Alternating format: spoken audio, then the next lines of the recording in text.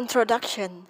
According to Article 12 of the Federal Constitution, education is regarded as a right for all citizens of Malaysia irrespective of their race or religion. Article 153 of the Federal Constitution states that this right is not absolute and that limitations and restrictions are in place to protect the legitimate interests of other communities as well as the unique position of the Malays and natives of Sabah and Sarawak. The University Technology Mara, which only admits Bumiputra individuals, is an example of such a restriction. Due to geographic and economic factors, Malaysia's indigenous orang asli people do not have the same access to education as other Malaysian citizens. I will show you two rights in education. Compulsory education. Malaysia has a compulsory education policy that requires children to receive education for a certain number of years. Access to higher education. The Malaysian government also promotes access to higher education. There are numerous public universities and private institutes offering a wide range of courses and programs. I will talk about for access to higher education. First is public university. Malaysia has several public universities that offers a wide range of undergraduate and postgraduate programs. These institutions are funded by the government, making education more accessible to a broader segment of the population. My second point is compulsory education. So we will discuss three in compulsory education. Act 199. The Education Act 1996 was amended in 2002 to make primary education compulsory from the school term beginning in 2003. Secondly, schooling from 6 to 11 years. With the expectation that every student will leave formal schooling with a minimum SPM or equivalent vocational qualifications by 2020. Lastly, the importance of compulsory education is to ensure that all children have access to basic education regardless of their background and contributes to the overall literacy and educational attainment of the population. Now, I'm going to present about the respect in education. I choose 5 types of respect in education. Firstly, listening to others. Listening to others means giving them your full attention, being open to their perspective, and seeking to understanding their thoughts and feelings without judgment.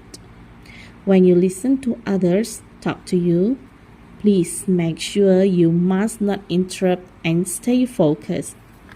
As a human being, we always heard the positive and negative thought, but we can decide which one is good for ourselves. And the second one is following the rules. Of course, as a student, we need to follow the rules at school. The rules are important because rules not only build up a strong connection between the student and the teachers, but it also can build a strong, very strong connections in the whole class. And for example, following the rules make you a disciplined person. You also can maintain your discipline whenever you go, either to the higher school or working place. Next is saying kind things to others. As an education person, we also need to saying the kinds of words to others. Through the words that using talk to others, the people can tell how kind of person you are.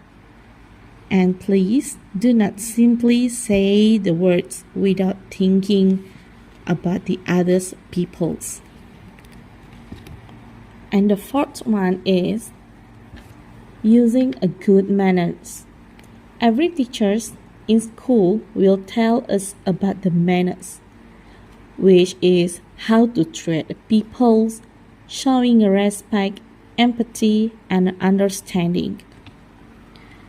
Train yourself to use the magic words like sorry, thank you, excuse me, and please. Good manners creates an effective interaction with friends as well as make a good impression on a public platform. And lastly, for the respect in educations, I choose do not test people, friends, or teachers at school. It is because relationship between students with teachers or the people around us has a limit.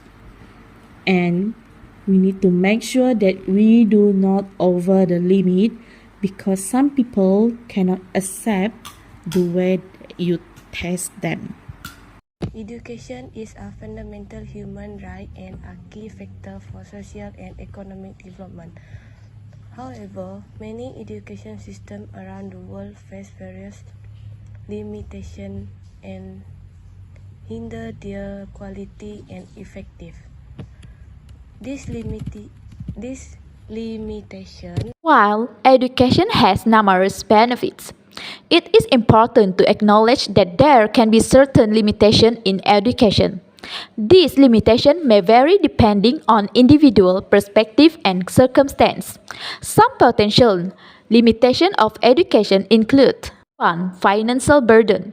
Pursuing higher education can be expensive and the cost of tuition, textbooks, and other educational expense can be a burden for some individuals and families. Number 2. Academic pressure.